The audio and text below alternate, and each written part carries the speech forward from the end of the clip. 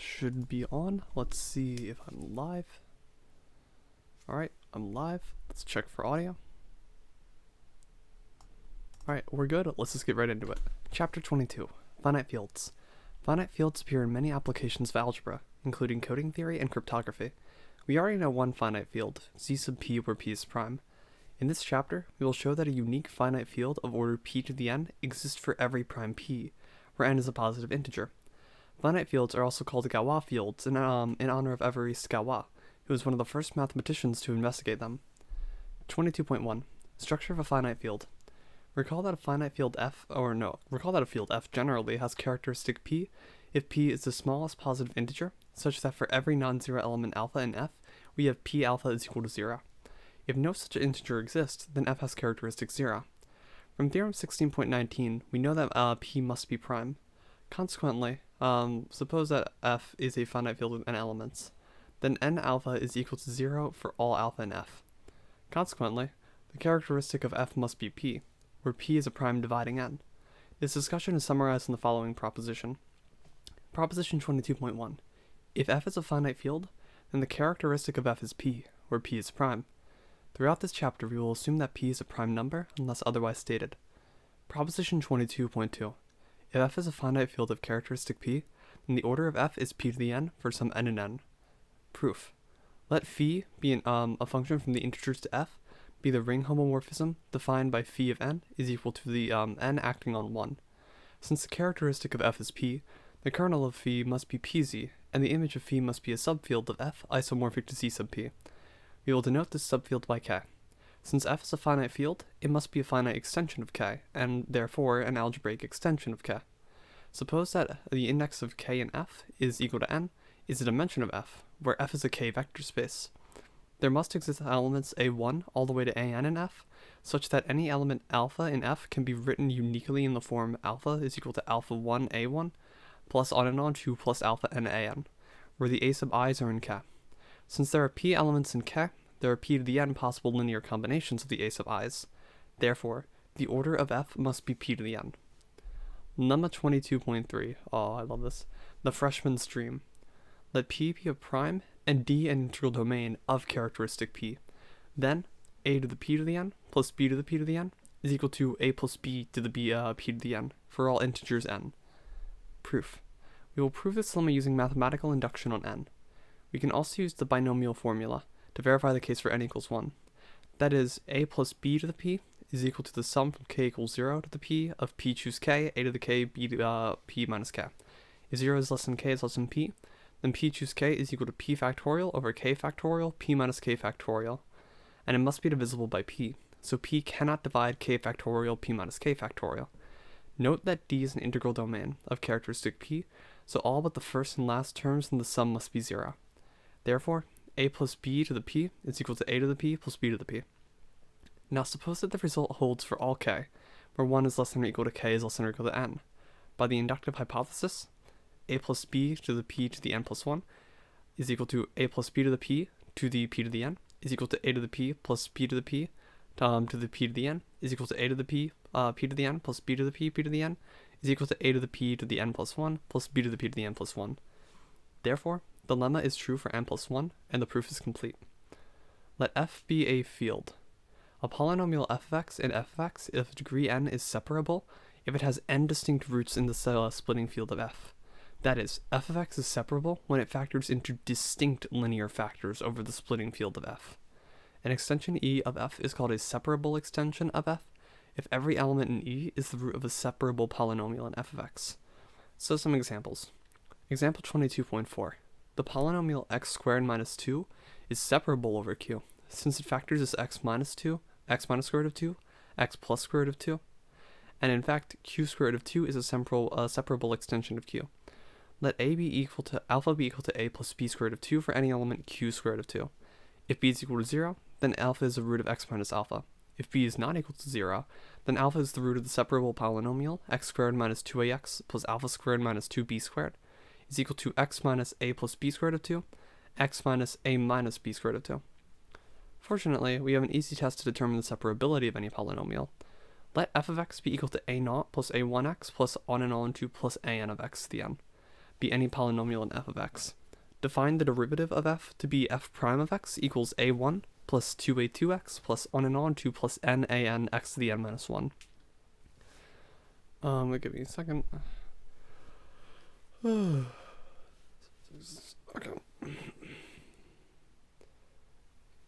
Alright, wait, let me think. My brain is failing me. Okay, lemma 22.5. Let f be a field and f of x in f of x. Then f is separable if and only if f and f prime of x are relatively prime. Proof. Let f of x be separable. Then f of x factors over some extension field f as f of x equals x minus alpha 1, x minus alpha 2, all the way on to x minus alpha n, where alpha I is not equal to alpha j for I not equal to j. Taking the derivative of f, we see that f prime of x is equal to x minus alpha 2, x minus alpha n, plus x minus alpha 1, skipping x minus alpha 2, and on until we're eventually taking the product that skips x minus alpha n.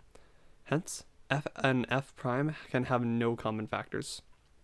To prove the converse, we will show that the contrapositive of the statement is true. Suppose that f is equal to x minus alpha to the k, g of x, where k is equal to 1. Differentiating, we have f prime of x equals k x minus alpha k minus 1, g of x, plus x minus alpha k g prime of x. Therefore, f and f prime have a common factor.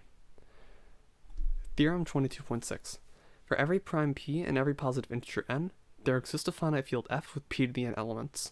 Furthermore, any field of order p to the n is isomorphic to the splitting field of x to the p to the n minus x over z sub p. So proof. Let f be equal to x to the p to the n minus x, and let f be the splitting field of f.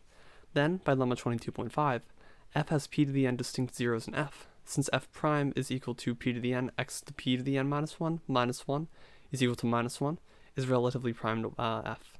We claim that the roots of f form a subfield of f.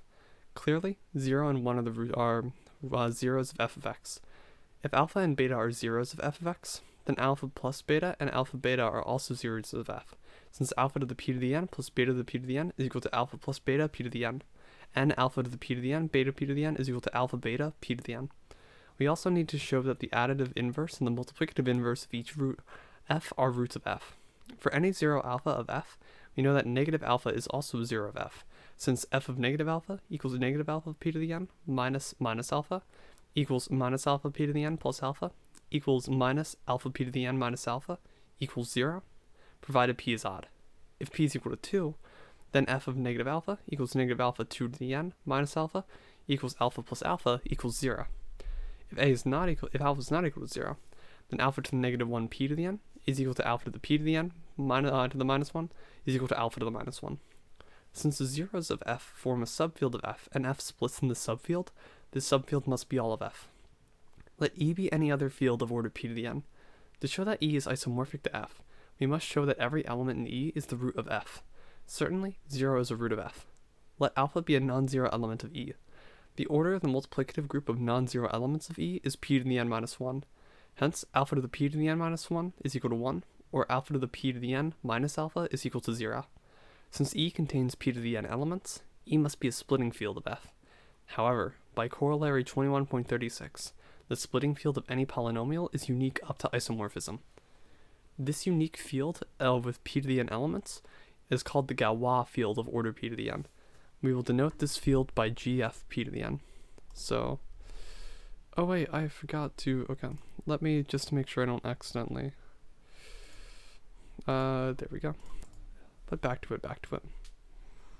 Alright, so we have the standard textbook scene open up, so now I actually know what I'm writing. So we have gf of p to the n is equal to the splitting field, it said. The splitting field of that. So we have f of x over, and also we specifically have, in this case, we define that, because we defined that splitting field earlier, that polynomial earlier. We're talking about z sub p, correct? I think so. Oh, this is confusing. Alright.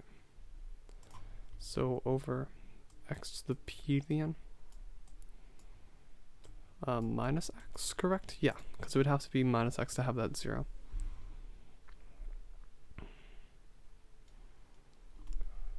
It's a unique field with p to the n elements called the Galois field of order p to the n. We will denote this field up to isomorphism by gf_p of n.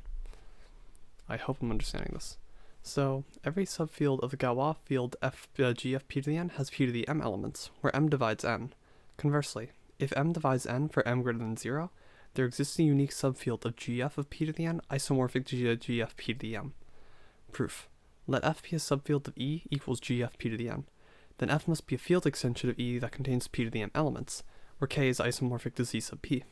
Since m divides n, since the index of k in E is equal to the index of f in E multiplied by the index of k in f, it gives a simple division, it gives a simple, the fact that it divides. To prove the converse, suppose that m divides n for some m greater than 0. Then p to the m minus 1 divides p to the n minus 1. Consequently, x to the p to the n minus 1 divides x to the p to the n minus 1 minus 1. Therefore, x to the p to the m minus x must divide x to the p to the n minus x. And every 0 of x to the p to the m minus x is also a 0 of x to the p to the n minus x. Thus, gf of pn contains, as a subfield, a splitting field of x to the p to the m minus x, which must be isomorphic to gf_p to the m. Example 22.8. The lattice of subfields of gf_p of 24 is given 29. So we have this lattice ordered by inclusion, and then the obvious divisions. Hopefully it's right. I noticed also, there's this answer to this exercise from lattices and Boolean algebras. And it's like, hint, try drawing this out. And I think it was trying to draw a Hasse diagram. But the hint literally had something missing in it. And I'm like, why is 6 not included here? And I'm like, this is literally just useless. There's nothing you gain out of this. Anyways. I'm very tired. Continuing. Figure 22.9. Subfields of gf of p to the 24. With each field f, we have a multiplicative group of non-zero elements of f, which we will denote by f star. The multiplicative group of any finite field is cyclic. This result follows from the more general result that we will prove in the next theorem. Theorem 22.10. If G is a finite subgroup of f star, the multiplicative group of non-zero elements of a field f, then G is cyclic. Proof. Let G be a finite subgroup of f star of order n.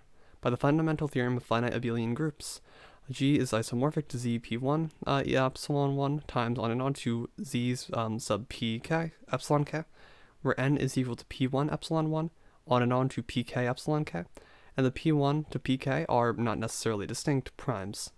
Let m be the least common multiple of p1 epsilon 1 all the way to pk epsilon k.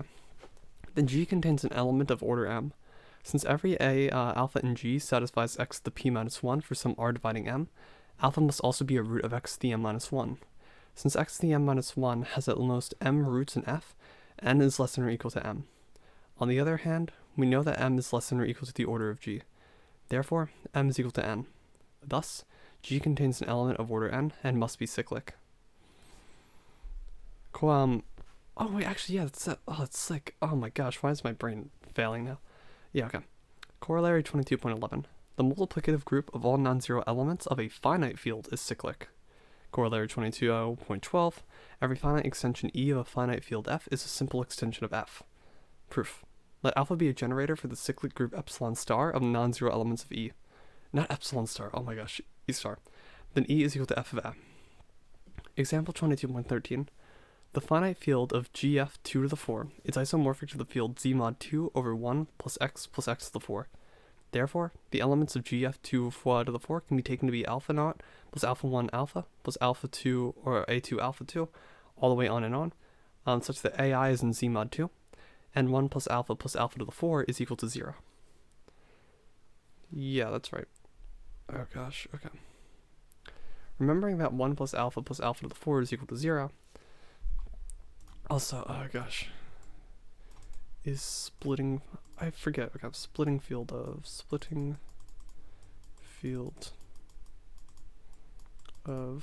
x to the p to the n minus x. Alright, therefore the elements of GF 2 to the 4 can be taken like that. Remembering that 1 plus alpha to the 4 equals 0, we add and multiply elements of GF 2 to the 4 exactly as we add and multiply polynomials. The multiplicative group of GF2 to the 4 is isomorphic to Z mod 15 with generator alpha, which is this very interesting set of things. Oh gosh, yeah. Oh my gosh. Why am I out of it? I don't get it. Oh, probably because I have a bunch of matrix code stuff coming up, and I was internally dreading that. That would explain it. Alright, anyways, I can't keep procrastinating forever. 22.2, polynomial codes. With knowledge of polynomial rings and finite fields, it is now possible to derive more sophisticated codes than those from Chapter 8. First, let us recall that an NK code block consists of a one-to-one encoding function e from z mod 2 to the k, z mod 2n, and a decoding function d of z mod 2n to z mod 2k. The code is error correcting if d is onto. So we have our encoding, which is z mod 2. Wait, how do they have the indices? Alright, they have the indices flipped from how I wrote them. Okay.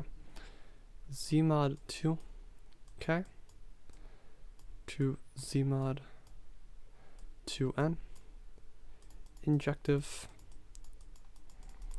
and we have D from Z mod 2n to Z mod 2k, error correcting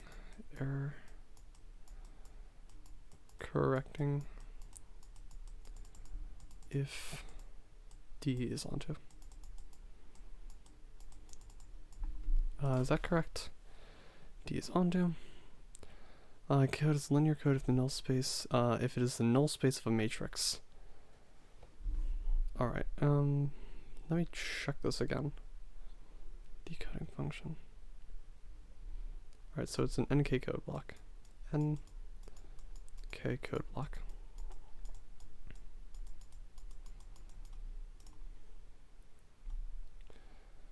Code is error correcting if D is onto. A code is linear code if and only if the not if and only if the null space of a matrix H in MKN. C2. We are interested in a class of codes known as cyclic codes. Let phi from Z mod 2k to Z mod 2n be a binary NK block code. Then phi is a cyclic code if for every code word alpha A1, A2 to AN, the cyclically shifted n tuple AN, A1 all the way to AN-1 is also a code word. Cyclic codes are particularly easy to implement on a computer using shift registers. Example 22.14. Consider the 6-3 linear codes generated by the two matrices G1 is equal to 1, that's a nice shift, and G2 is equal to that. That's not so nice shift. Messages in the first code are encoded as follows. So 1 1 0 0 0 is into that, 1 1 1 is 0 0 1 is into that, 0 1 0 is into that, 1 0 1 1. Okay, yeah, it's just regular matrix multiplication stuff.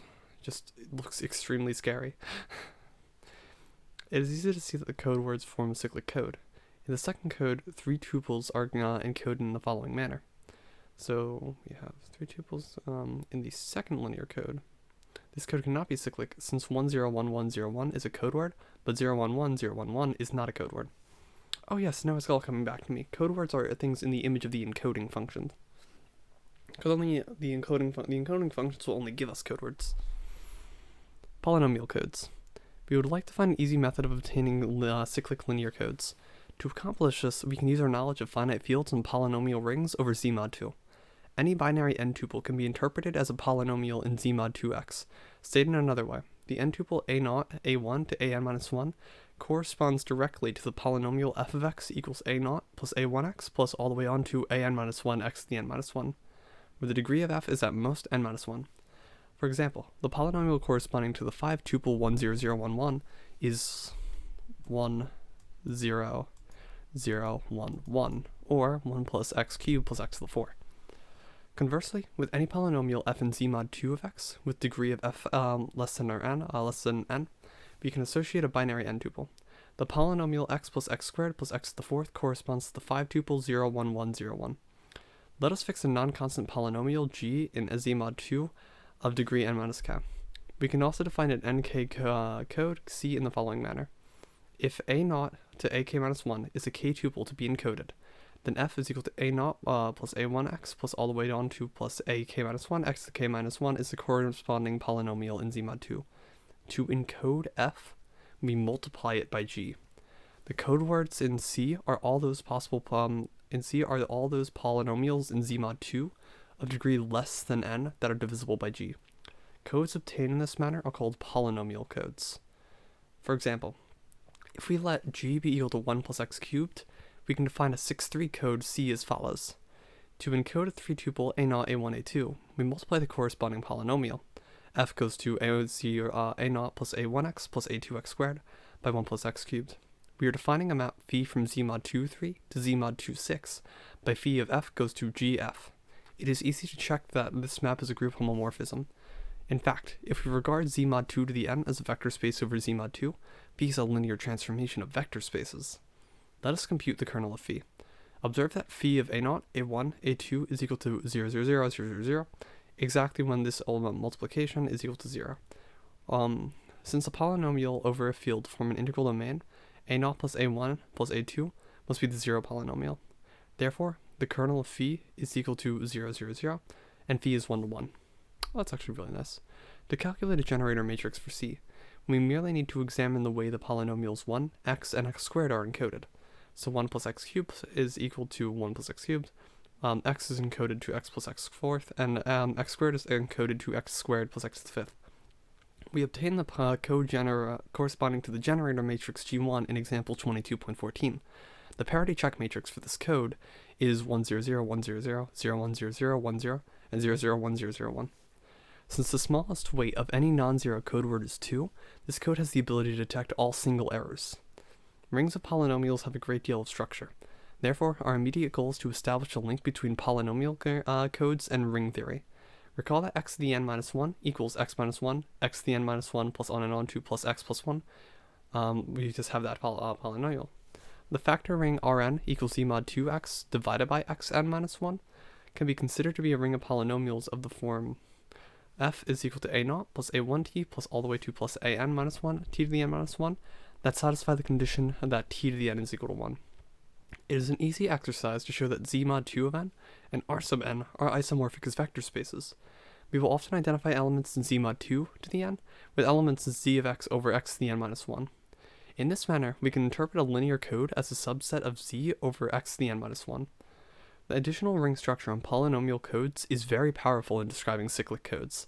A cyclic shift of an n-tuple can be described by polynomial multiplication. If f is equal to a0 plus a1t plus all the way to plus an minus 1 t to the n minus 1 is a code polynomial in R, then tf is equal to an minus 1 plus a0 t plus on and on to plus an minus 2 tn minus 1 is a cyclically shifted code word obtained from multiplying f by t. Notice that we have to have this modulo x to the n minus 1 in order for our shift to actually bring us back around to that term at top. The following theorem gives us a beautiful classification of cyclic codes in terms of the ideals of Rn. So theorem 22.6. A linear code C in Z mod 2 to the n is cyclic if and only if it is an ideal in Rn is equal to z over xn minus 1. That is actually really elegant, God. Proof. Let C be a linear code and suppose that f is in C. Then tf must also be in C.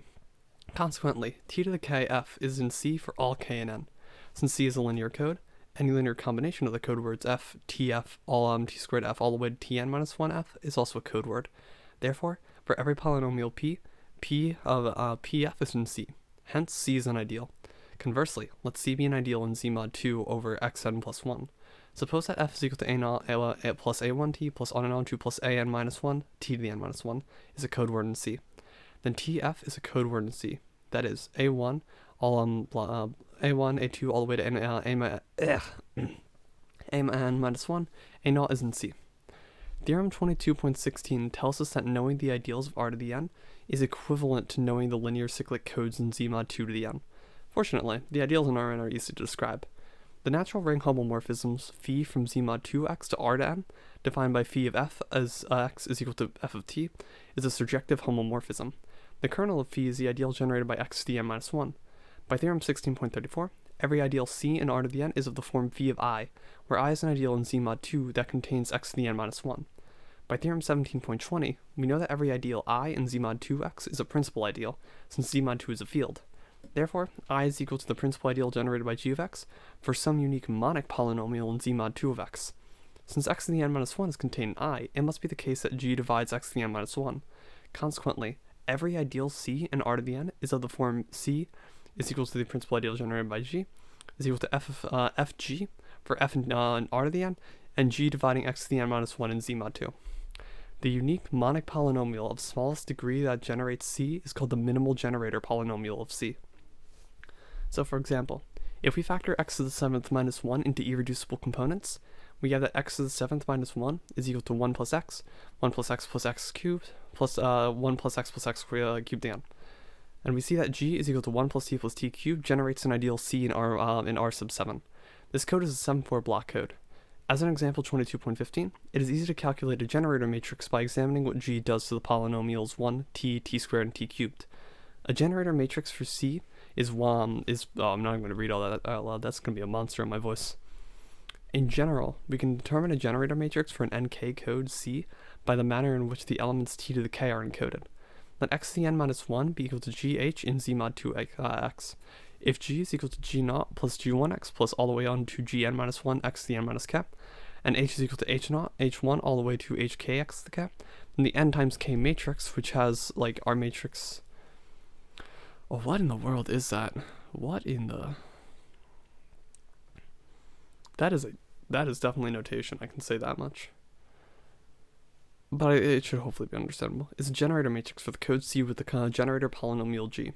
The parity check matrix for C is then the n minus k times n matrix given by that. Oh my gosh, this notation. We leave the details of the proof as of the following proposition as an exercise. Proposition 22.18. Let C be the ideal generated by G be a cyclic code in R sub n, and suppose that x to the n minus 1 is equal to gh. Then G and H are generator and parity check matrices for C respectively. Furthermore, Hg is equal to 0. Example 22.19.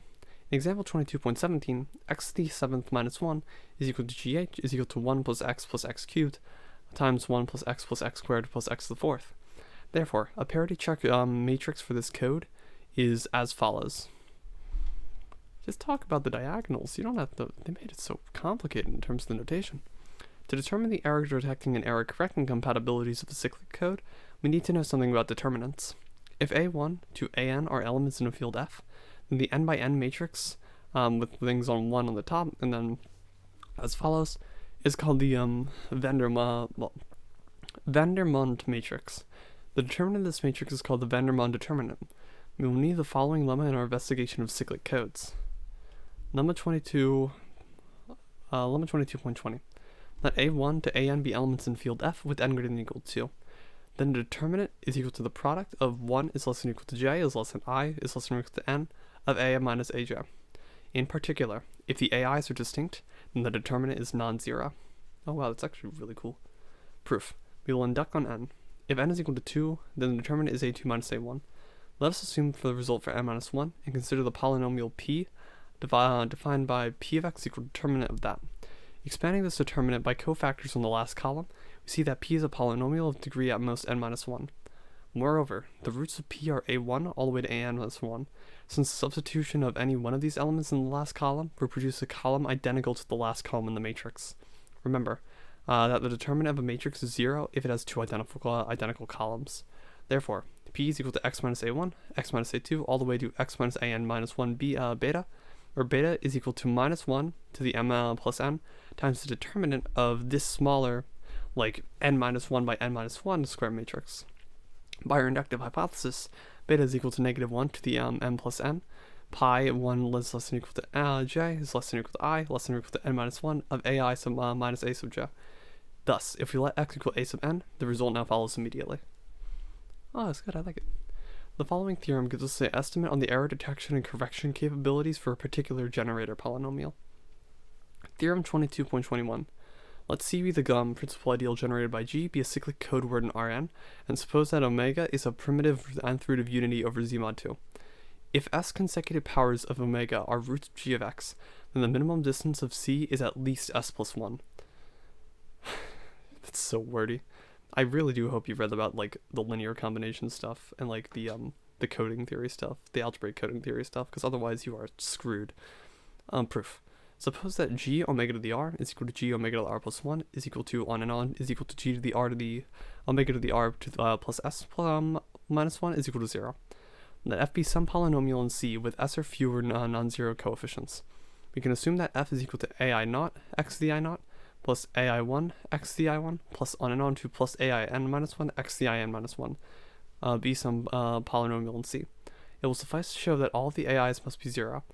Since g omega r is equal to g omega r plus 1 is equal to g omega r plus s minus 1 equals 0, and g then divides f of omega r is equal to f of omega r plus 1 is equal to on and on is equal to f of omega r plus s minus 1 equals 0.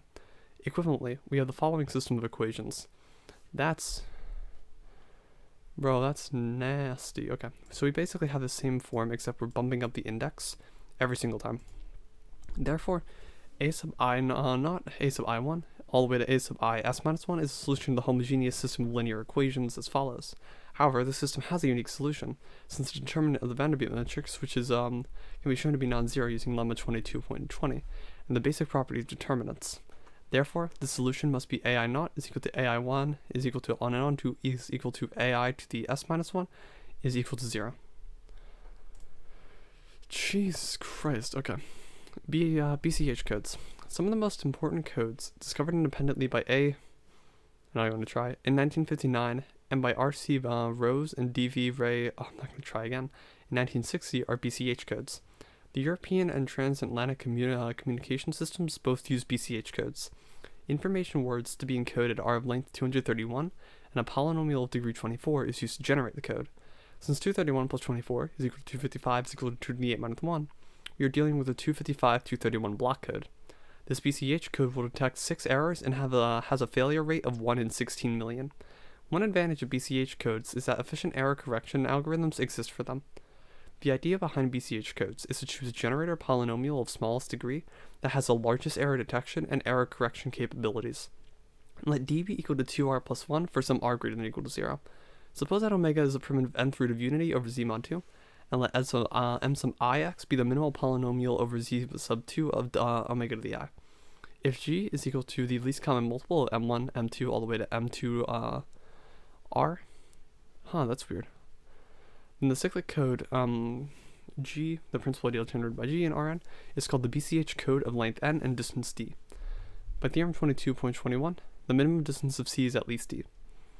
Theorem 22.22. Let C be equal to the principal ideal of G be a cyclic code in R sub n. The following statements are equivalent. 1. The code C is a BCH code whose minimum distance is at least d. 2. A code polynomial f is in C if and only if f of omega to the I is equal to 0, for 1 is less than or equal to I is less than d. 3. The matrix H is equal to the transpose of the, it looks like the transpose of the Bonder matrix. Oh god, I've already forgotten his name. The transpose of the 1 matrix is a parity check matrix for C. So, let's go. 1 to 2. The code C is a BCH code whose minimum distance is at least d, and the code polynomial is in C if and only if f and omega to the I is equal to 0. If f of t is in C, then g divides f in z mod 2x. Hence, for I equals 1 all the way to 2r, f of omega to the I is equal to 0, since g of omega to the I is equal to 0. Conversely, suppose that f of omega to the I is equal to 0, for 1 is less than or equal to I is less than or equal to d. Then f is divisible by each m sub I, since m sub I is the minimal polynomial of omega to the I. Therefore, g divides f by the definition of g. Consequently, f must be a code word. Next, a code polynomial is in C if and only if f omega I is equal to 0, implies that this matrix is a parity check matrix. So let f be equal to a naught plus a1t plus all the way to plus an minus 1 vt to the n minus 1 be an Rn. The corresponding n tuple in z mod 2 to the n is x equals a naught a1 all the way to an minus 1 to the t. By 2, hx is equal to the obvious, it's just the obvious linear combination. I'm not going to be reading it out loud, which actually completely evaluates to 0, exactly when f is in C. Thus, H is a parity check matrix for C. And then finally, showing that it's a parity check shows that the code is a BCH code. So by 3, a code polynomial f of t is equal to a naught plus a1t plus all the way to plus an minus 1 t to the n minus 1 is in C exactly when f of omega to the I is equal to 0 for I equals 1 to 2r. The smallest such polynomial is g equals the least common multiple of m1t all the way to m2rt. Therefore, C is equal to the principal ideal generated by G. Oh gosh, okay. Example 22.23. It is easy to verify that x to the 15th minus 1 and z mod 2 of x is a factorization. X to the 15th minus 1 is equal to x plus 1, x squared plus x plus 1, x to the 4th plus x plus 1, x to the 4th plus x cubed plus 1, x to the 4th plus x cubed plus x squared plus x plus 1, where each of the factors is an irreducible polynomial. Let omega be the root of 1 plus x to the 4th. The Galois field, gf of 2 to the 4, is a0 plus a1 omega plus a2 omega squared plus a3 omega cubed for ai and z mod 2, and 1 plus omega to the 4th, in this case equal to 0. By example 22.8, omega is a primitive 15th root of unity. The minimal polynomial of omega is m1x is equal to 1 plus x to the 4th. It is easy to see then that omega squared and omega 4th are also roots of m1 of x. The minimal polynomial of omega cubed is m2 is equal to 1 plus x squared plus x cubed plus x to the 4th. Therefore, g is equal to m1, m2 is equal to 1 plus x to the 4th plus x to the 6th plus x to the 7th plus x to the 8th has roots omega, omega squared, omega cubed, and omega 4. Since both m1 of x and m2 of x divide x to the 15th minus 1, the BCH code is a 15-7 code. If x to the 15th minus 1 is equal to g, h, then h is equal to 1 plus x to the 4th plus x to the 6th plus x to the 7th. Therefore, a parity check matrix for this code is that monstrosity. Okay. Yeah, I don't know if you can tell, I don't particularly care for this section. I'm probably just gonna... Yeah, I'm not particularly caring about this. I'll probably read this, but not much beyond that. So, the reading questions, one is a field extension separable. A field extension is separable when it can be like factored into like unique, in that field extension there's a polynomial such that we have it's the splitting field of a polynomial that has unique, like the unique linear factors. So we basically don't have any repeat factors in the roots of the polynomial that it splits over. So what are the possible orders for the subfields of a finite field? Z to the p to the n. What is the structure of a non-zero elements of a finite field? A cyclic group. Finite field, yeah. Provide a characterization of finite fields using the concept of splitting field. I'm good. Why is the theorem of this chapter called titled The Freshman's Dream? Because freshmen wish exponentiation could be that easy. Yeah. Honestly, I don't even know if I'm going to do any exercises. Because, like, I truly, in all honesty, to be completely true with you, don't really care. Because the applications are not really why I'm studying this. Especially the splitting field stuff is fairly useful and has a lot of and will have a lot of applications in Galois theory. Does that mean I can actually start Galois theory in like 30 minutes? Huh. Anyways, okay, I'll read this first. I'll read the additional exercises for the error correction and BCH codes. And then I will probably be heading back to review the splitting field stuff just to make sure I got them all down. And then I'll just be preparing the end of stream. I will be emotionally preparing for Galois theory, considering it's a culmination. Excuse me. It's a culmination of everything. And it's a beautiful subject that I don't want to do disservice. So... additional exercises. Error correction for BCH codes. BCH codes have a very attractive error correction algorithms. Let C be a BCH code in Rn, and suppose that a code polynomial C is equal to C0 plus C1t plus all the way to Cn minus 1 t to the n minus 1 is transmitted. Let Wt equal W0 plus W1t plus all the way to Wn minus 1 t to the n minus 1 be the polynomial in Rn that is received. If errors have occurred in bits A1 to AK, then W of t is equal to C of t plus E of t, where E of t is equal to t to the A1 plus t to the A2 plus all the way to plus t to the AK is the error polynomial. The decoder must determine the integers a sub I and then recover ct from Wt by flipping the ath bit, or the a sub ith bit. From Wt we can compute that W omega I is equal to S sub I for I equals 1 to 2r, where omega is a primitive nth root of unity over S mod 2. We say the syndrome of W of t is S1 on and on to S2R. 1. Show that Wt is a code polynomial if and only if S sub I is equal to 0 for all I. 2.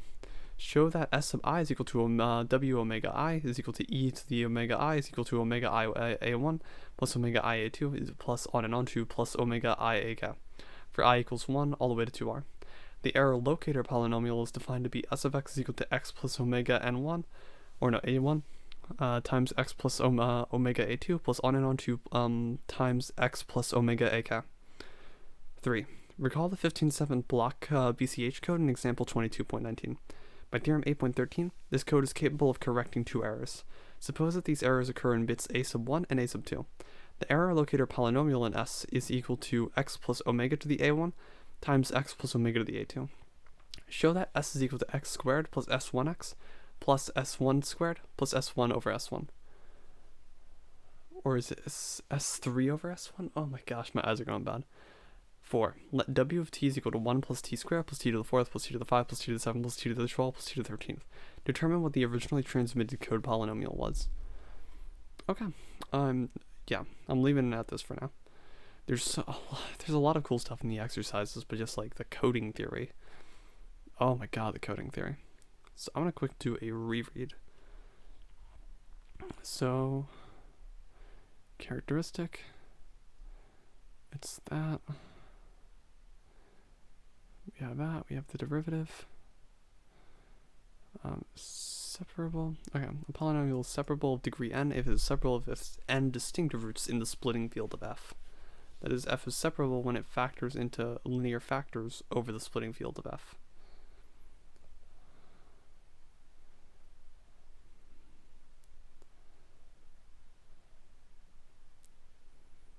Oh, okay, so it's a bit more subtle than I initially thought. So basically, you don't know if it necessarily the polynomial when you factor into linear factors. All you know is that it will be 0. And it will be like all possible zeros, right? But it doesn't necessarily mean you can like factor into nice linear factors. Oh, okay. If you have it's root of a several polynomial. So xi is a polynomial. Because these are linear it separates into linear factors. Okay.